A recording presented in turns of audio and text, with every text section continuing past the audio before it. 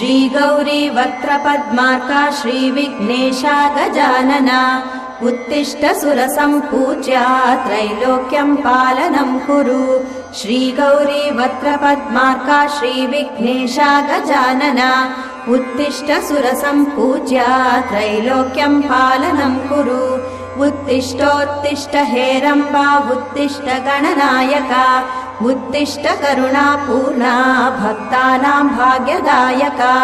उत्तिष्ठोत्तिष्ठ हेरम्बा उत्तिष्ठ गणनायका